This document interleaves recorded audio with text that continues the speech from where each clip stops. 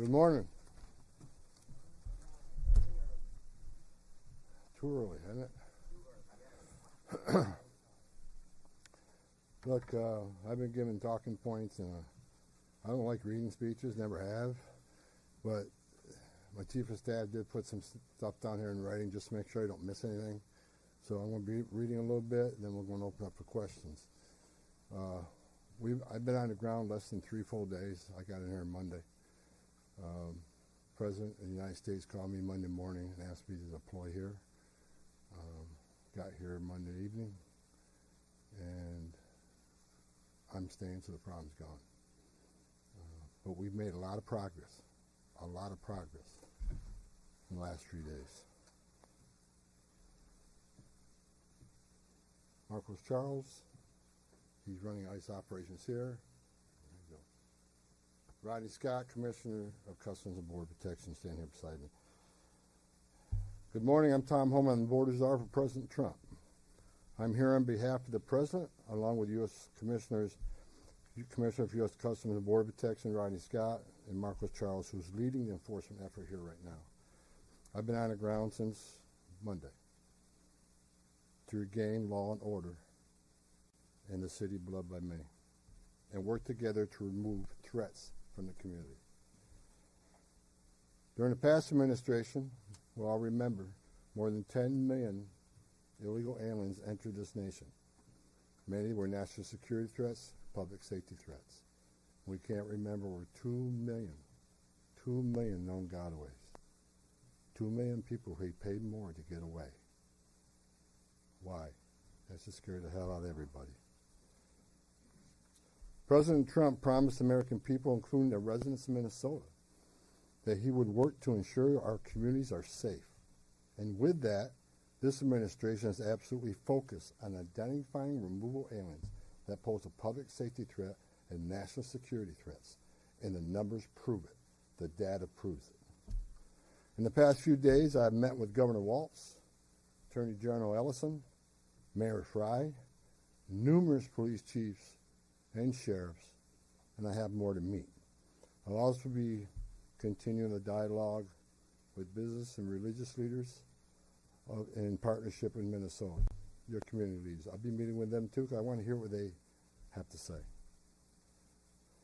In my meetings with folks so far, and most important, the governor and the AG, the Mayor Fry,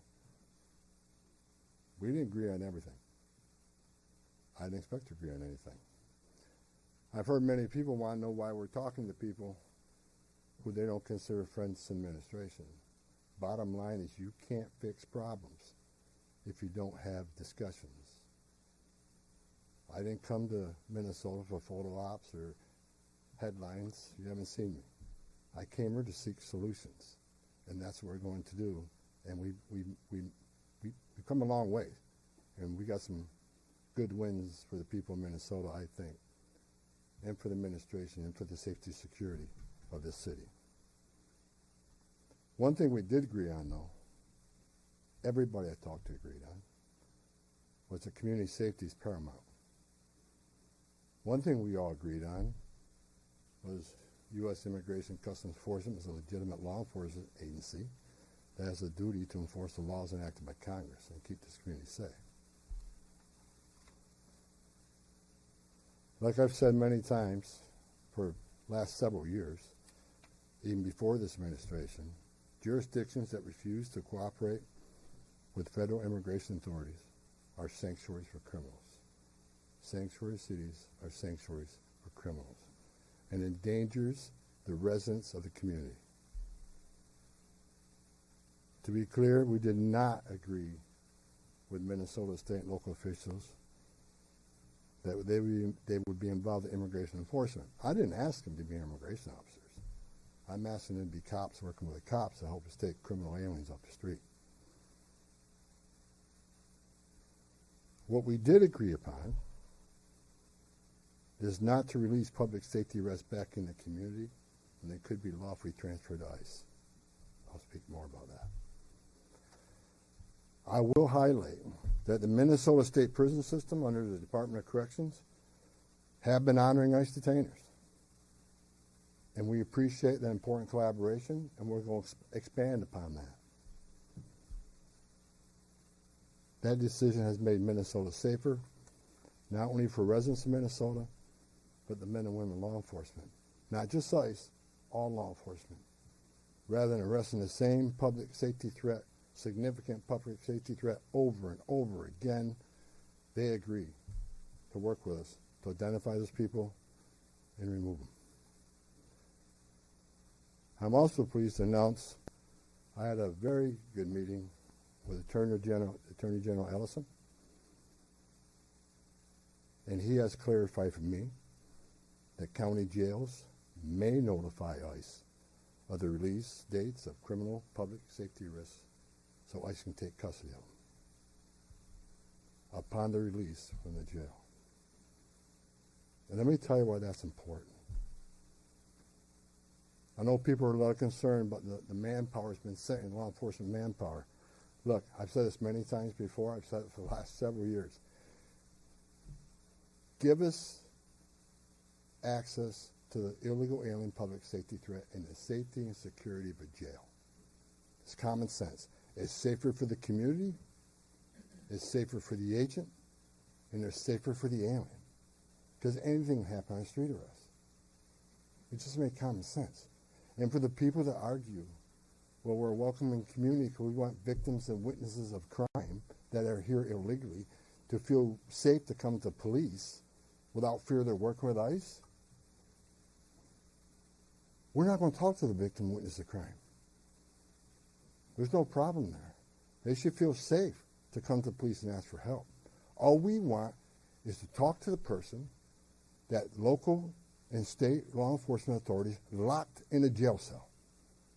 They chose to lock this person up. That's who we want to talk to, the public safety threat. So that argument is that protects victim witnesses of crime. It's a bunch of crap. Victims and witnesses of crime don't want the bad guy back in their neighborhood either. So great progress with the Attorney General and local sheriffs. And one thing, when we have these agreements, it takes less law enforcement agents to do the job.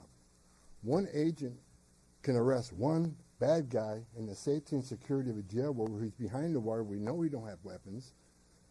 But when you normally release that public safety threat, illegal alien back in the community, we have a job to do. We're going to arrest him. So we're going to find him. And what happens is now we got to arrest somebody on his turf. We have access to who knows what weapons. Now we got to send the whole team out. Cover the back door, cover the front door, officer safety reasons. Then because of the hateful rhetoric and the attacks on ICE officers, now we got to send a security team behind the arrest team. So what could have been done with one person in a safety and security jail, now we got 15, 16 people out there doing it. I know that causes stress in the community. So if we get these agreements in place, that means less agents on the street. More agents in the jail means less agents in the street. This is common sense cooperation that allows us to draw down on the number of people we have here. Yes, I said it. Draw down the number of people here. Because we have the efficiency and safety of the jails and the prison. Matter of fact, I have staff from CBP and from ICE working on a draw-down plan. What does that look like based on the cooperation? What does that look like based on how many targets we have left to find? In my meetings with Governor Walz, A.G. Ellison, and Mayor Fry, as well as state and local law enforcement, again, I appreciate they all acknowledge that we do have federal immigration laws in this country that have been passed by Congress, and that ICE is in fact a legitimate law enforcement agency charged with enforcing those laws. We're not making this up, folks. ICE is enforcing laws enacted by Congress. They're a federal statute. That said, I'm not here because the federal government has carried this mission out perfectly. First thing I said to senior staff when I walked in here, That's what I told you earlier. I didn't come here looking for photo ops or headlines. I come here looking for solutions. I do not want to hear that everything that's been done here has been perfect. Nothing's ever perfect. Anything can be improved on. And what we've been working on is making this operation safer, more efficient, by the book. The mission is going to improve because of the changes we're making internally. No agency or organization is perfect. President Trump and I, along with others in the administration, have recognized that certain improvements could and should be made. That's exactly what I'm doing here. As such, in meetings I've had with federal law enforcement managers, including ICE and CBP and other federal partners, as well as state and local officials, I have conveyed the President's expectations with regard to federal immigration enforcement efforts.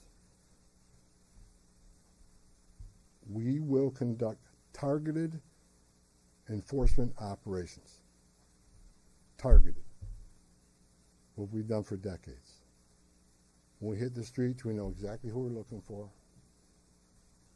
Good idea where we may find them. You have a criminal history. You have their immigration history. A lot of information about this person that we get from numerous databases out there. Targeted, strategic enforcement operations. That's traditionally been the case, and that's where we're going. That's what we're going to continue to do and improve upon that. With a prioritization on public safety threats. I want to be clear. I don't read a lot of social media. I don't read a lot of media. I don't believe half what I see. We are not surrendering the President's mission in immigration enforcement. Let's make that clear. Prioritization of criminal aliens doesn't mean that we forget about everybody else. That's just simply ridiculous. But when you have a criminal standing here and a non-criminal standing there, that criminal always should be targeted first because he's a significant concern to the safety and security of the community. By and large, for decades, ICE and CBP have carried out their duties with integrity, professionalism, and compassion. That remains the expectation under President Trump, and I will, hold our agents and officers to that standard. I'm almost done, then Tom can be Tom. As far as the agitators, that said, I want to reiterate and make very clear.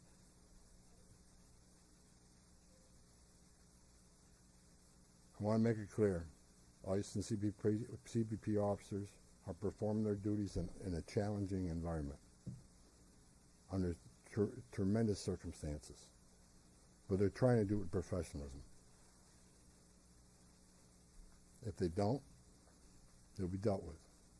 Like any other federal agency, we have standards of conduct. They are sworn law enforcement officers working tirelessly to enforce our country's border security and immigration laws, protecting the interests of our country and preventing dangerous people from walking the streets of this nation when they're not supposed to be here to begin with. Men and women of ICE, I was a Border Patrol agent. I was an ICE agent. I was the first ICE director that came up through the ranks. I spent over 40 years doing this. These men and women that carry that badge and gun are American patriots. They put themselves on the line for this nation every day. But I want you to remember, they don't hang their badge, they don't hang their heart on a hook every day they come to work. They're mothers and fathers too. They're sons and daughters too. And if they've seen a fraction of the tragedies I've seen in my career, they take a lot of damage home to every day. The things they've seen, especially on the border with border agents. People drowning in the river. Women being raped by criminal cartels. Giving CPR to a baby that was thrown in the river by the cartels because Border Patrol came too close. So let's throw the baby in the river. That way the Border Patrol was concentrating on that so I can get away. These men and women see some terrible things. But I want you to remember, they're mothers and fathers too. Many of them are members of this community. God bless every one of them. The hostile rhetoric and dangerous threats and hate must stop. And we all agreed to that. All everybody met here today, we got to stop the rhetoric, the hateful rhetoric that has caused an increase in assaults. that it calls, because of that, have to send security teams out with arrest teams, which surge the city with additional resources because of the rhetoric, because of the threats, because of the assaults. Again, with the agreements we've achieved and following through these agreements, with the rhetoric dropping down, that allows us to pull more agents out once we feel the environment's safer.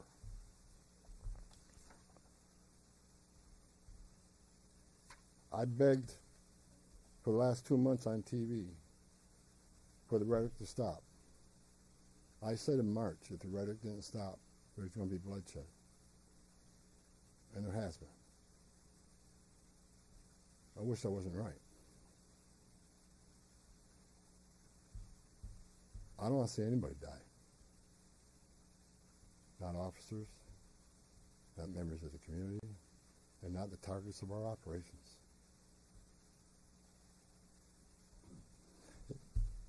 For the people out there who don't like what ICE is doing, if you want certain laws reformed, then take it up with Congress. Again, ICE is making this up. They're enforcing laws enacted by Congress and signed by the President. The same laws have been on the books for the last 6 presidents I worked for.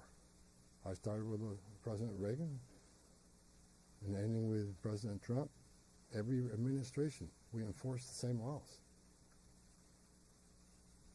If you don't like what ICE is doing, instead of protesting this building, go protest Congress. Tell me you want changes. You have your First Amendment rights, I support that. You have the right to protest. I'm just asking you to keep it peaceful. But threatening law enforcement officers, engaging in impeding and obstruction and assault is never okay.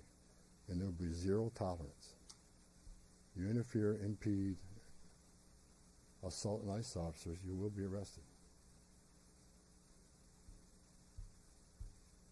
Like I said a bit earlier in my meetings with Governor Walton, Ellison, and Frey, as well as state and local law enforcement, I appreciate they acknowledge this, that public safety should be paramount. The chiefs I've talked to committed to responding to 911 calls when protesters turn violent, agents are in a dangerous situation, and there's assaults. They have committed to upholding public safety and responding to the needs, not to enforce immigration law, but to keep the peace. With that, I call upon those officials to stand shoulder to shoulder with us to tone down the dangerous rhetoric and condemn all unlawful actions against law enforcement in the community. There are many ways your voice can be heard, express your feelings, and affect change in the country without crossing that line. Political and other disagreements in this realm should not be at the expense of public safety or the safety of federal law enforcement officers. In closing, I want to thank the state and local officials here in Minnesota that I met with and the many I'm going to meet with. We've had meaningful dialogue. And look, again, we didn't agree on everything, but we agreed on the things I just talked about. There's much more we can do. And I'm going to continue this dialogue. I got many more community leaders to talk to. I got many more sheriffs to meet. President Trump wants this fixed. And I'm going to fix it. With your help. I want to thank President Trump for his unwavering commitment to public safety and prosperity of every American. Under the President's leadership, we have the most secure border in the history of this nation, which means less women are being raped, less children are dying crossing that border, less fentanyl is getting in this country to kill Americans, less known suspected terrorists are crossing that country, and we don't have 2 million unknown gotaways. We don't know who the hell they are. A secure border, we have stronger national security. A secure border saves lives. When 96% less people come in, how many women aren't being sexually assaulted by members of the cartel? How many people aren't dying making that journey? How many Americans aren't dying of fentanyl overdoses?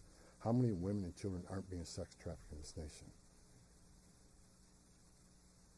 The data proves it. Anybody can find that data. So God bless this great nation. God bless Minnesota. We can do better. And I think the local and state leaders meeting with me, we made some significant gains, significant coordination and cooperation, and you're going to see some massive changes occurring here in this city. Thank you. Mr. Homan, hold on, right here. Thank you so much, Mr. Homan, Rolando Delorto with the Associated Press. Based on how you have described these changes in the mission, can you be more specific about the objectives of Operation Metro Surge? If what you have described changes the parameters for interior enforcement only in Minnesota or also in Maine and other places? And finally, when would you consider that those objectives will be achieved and this operation will end? Is it in terms of agents on the ground, in terms of who you are targeting for arrests? The withdrawal of law enforcement resources here is dependent upon cooperation. Like I said, one agent arresting one bad guy in jail means less agents on the street. We have some agreements. We got more to talk about how we're going to implement those agreements. But as we see that cooperation happen, then the redeployment will happen. Look, target enforcement operations should happen across the nation. That's what we've done for decades. And with target enforcement operations, I've done many of them. It just makes it safer for everybody. When we know exactly what we're looking for, what is his criminal history, what is his immigration history, where does he live, is he in an apartment complex versus a house, has he got a known record for having weapons, it's safer for everybody. Then we know what type of resources we need to go. And, you know, it just makes this operation cleaner, more efficient, and it's proven less violence when we know exactly what we're getting into and we can take the necessary precautions to keep everybody safe. You know, some of the operations that I've been involved in, we know there's children in the house based on surveillance. So we know you got to be a little bit different when you go in the house because there's going to be children present. So target enforcement operations, the way we've always done it, I think we got away from a little bit. And we're going to make sure we do target enforcement operations. And look, and I will say it again, you know, we are not surrendering our mission at all. We're just doing it smarter. Shimon Prokopez from CNN. Mr. Homan, how did we get here? In terms of, you had Greg Bovino, who was the face of this immigration operation. The mission, as you say, to having border patrol agents in the interior of this country, stopping U.S. citizens, asking them for ID, creating this fear in places like Chicago and now here. And then finally, it took really the death of Alex Petty for us to get here. How did that happen? Who made the decisions to allow this kind of operation to proceed in this way and to create such fear? Well, look, the Border Patrol, last 4 years under Joe Biden, we had an open border where 10, 12,000 people a day are coming across the border. Border Patrol got overwhelmed, which means we sent thousands of ICE agents down there to help deal with that humanitarian crisis and help secure the border. Now we have millions of people released in this nation, many unvetted. Now we got to find them. Before the big, beautiful bill, we had a total just under 5,000 deportation officers to look for millions of people, many in public safety threats. So yes, we needed Border Patrol to come and help on our mission now. And reason for the massive deployment is because of the threats, because of the violence. Our officers need to be protected. If I'm on an operation, an arrest team, I'm going to a house, I got to be busy with that guy, the dangerous guy, and I can't keep looking over my shoulder at what's happening outside the house. So we brought extra resources in to provide that security. And as I said, as we drill down on these great agreements we got and this great understanding we have means less. So we can draw down those resources. When the violence decreases, we can draw down those resources. But based on the discussions I've had with the governor and the AG, we can start drawing down those resources as far as those looking for public safety threats being released, and do it in the jail with much less people. So the drawdown is going to happen based on these agreements. But the drawdown can happen even more if the hateful rhetoric and the impediment and interference will stop. So Border Patrol, I was a Border Patrol agent. These men and women are patriots. God bless them. They're here to help us. And the drawdown will come soon depending on when this actually, I see this in play. But the agreements to have a loan is going to cause a significant drawdown. So you're going to see a drawdown. Just on a personal, Go ahead, Ben. you've been doing this Ben, for go 40 ahead. years. Just Tom a Homan. follow-up. Ben, go ahead. No. First off, Ben Burquam, Real America's Voice News. On behalf of the American people, I just want to say thank you to you and to all of the agents that are putting their lives on the line to go after the people that were allowed in the last administration. We watched that happen in the media, the honest media, covered up by many of the media that are behind me. We want to say thank you, and to all the men and women that are out there. Can you talk to us about what's being done with the leadership on these signal chats, on these WhatsApp chats that are organizing the attacks against you, the obstruction against you? Are we going to be arresting those individuals as well? And to the folks out there in America that voted for this, that want mass deportations because they saw a mass invasion under Joe Biden, what would you say to them? How are we going to get to that point? Well, first of all, about the organization and the funding of the attacks on ICE. I'm not going to answer a lot about that because I'm not going to show our hand, but they'll be held accountable. Justice is coming. Again, we got to all remember why the question from CNN, why are we here? What started this? 4 years of an open border where millions of people are in this country unvetted. Remember, let's not forget, for 4 years we were told the border is secure. 4 years we were told the border is secure. And we all knew it wasn't. And I want this to be a positive thing we're doing here today. I also want to remember the politicians are continually attacking us. Where were they the last 4 years when the number of women and children sex trafficking went all-time high? Where were they when 250,000 Americans died from fentanyl coming across the border? Where were they when women and children are dying making that journey? Where were they when over 4,000 aliens making that journey died, historic record? Where were they? Not a word. Now we're just trying to respond to what happened the last 4 years and keeping this country safe. And we're arresting a lot of public safety threats, take them off the streets, which make this country safer. President Trump promised to make this country safe again, and that's what we're doing. But my 2.5 days up here, we made a lot of progress. I think everybody agrees on the criminal and public safety threats. They agree it's much safer and easier to arrest an alien in a facility than send a whole team out in the field that's going to draw anger, because now we got to send a bunch of people to do something that could have been done by 1 or 2 people. And I've said this for years. I have no ill will to anybody in Minnesota. All the people I talk to, we're never going to agree on everything. We have different philosophies and different opinions on immigration, but we all agree this is a way to go to reduce safety, reduce crime, reduce crime and increase safety for our operations. More people in the jail means less people on the street. It's simple math. Lana Zach, CBS News. Everybody I've spoken with agrees that if somebody has a violent criminal history and is a fugitive, they don't want them as their neighbor. But when you're talking about a targeted operation, and are you talking about targeting people whose crime is coming to this country, or is it a more specific definition now? All operations will be targeted, but the prioritization are going to be criminal aliens, public safety threats, and national security threats. I've met with Marcos and his staff.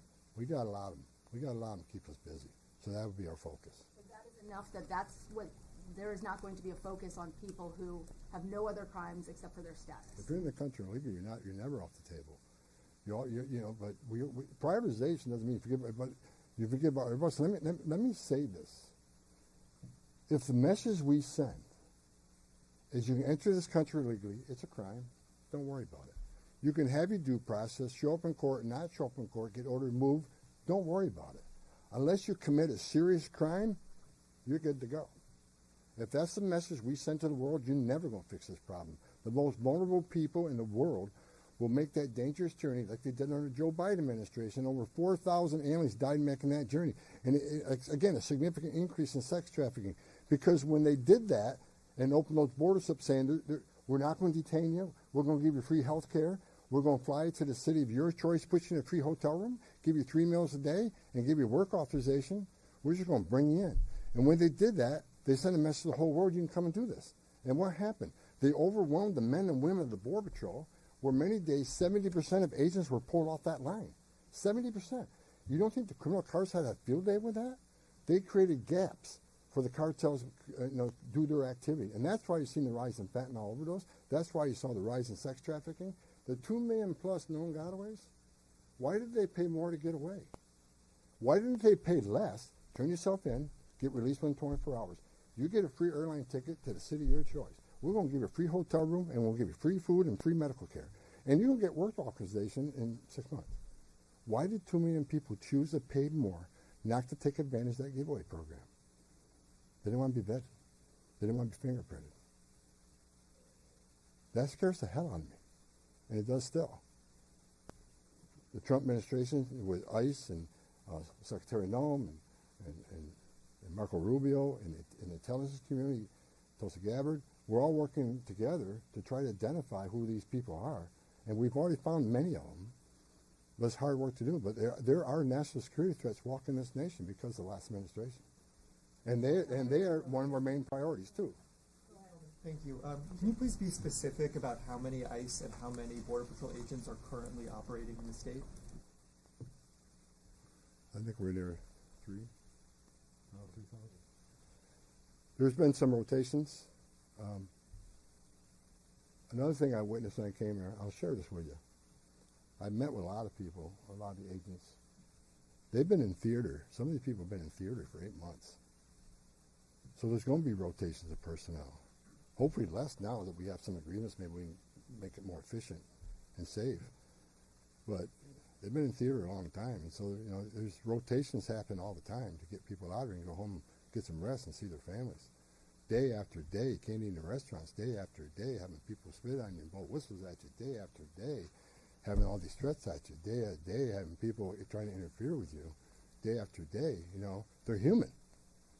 So, we've got to rotate these people, and we've already rotated some, but my main focus now is drawdown based upon the great conversations I've had with your state and local leaders. Again, I'm not a fool. I'm not walking away without seeing this put in place, but I take the word of the people I met with. I think they're honest, and I think they're good brokers, that they want public safety protected, and they also want what's happening in the city to go away. And that's my goal. Last question in the back. Muller Newsmax. The new video of Alex Preddy is now circulating. Your reaction to that, and do you think law enforcement could have played a role if, let's say, Minneapolis police were able to respond to that? Have those top law enforcement officials said they'll help or do anything to help these agents who are out here? I'm not going to comment on any of these shootings. I said from day one, I said on any of these shootings, as a career law enforcement officer, we'll let the investigation roll out, let the investigation play out, and let it go where it goes. I'm not going to come out and make any comments that I think is right, wrong. Do I have an opinion? Yeah. My personal opinion, but I'm not going to share that with you. I'm going to tell you, let the investigation play out and see where it goes. But again, the president, one of the words he said to me when I came up here, he said he didn't want to see anybody die.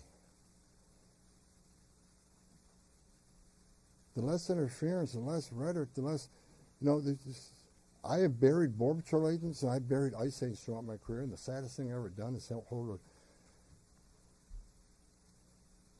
hand a folded flag to a wife or a child. I don't want to see anybody die, even the people we're looking for. I don't want to see anybody die. And despite what people think of Tom Homan, I say a prayer every night that everybody goes home safe. This isn't good. But I think my conversations the last 2.5 days are leading us to a safer community, letting ICE officers operate in the safety and security of a jail more than on the street. I think anybody here with common sense would say it's safer to arrest a public safety threat and the safety and security of a jail. And let me tell you, what is that going to result in? Less collateral arrests. When we go find that bad guy, when we find that bad guy, many times it's with others. Well, guess what? They're in the country illegally. We're going to force immigration law. They're coming too. You want less collateral arrest? Less in the jail. But we're going to force immigration law. For the people to say we're here to surrender our authority and the mission of enforcing immigration law, you are wrong. We're going to do targeted enforcement operations, and we're going to prioritize the public safety threats and national security threats. That is what we're here to do. Sir, no more questions. Go ahead. No more questions, guys. Thank you.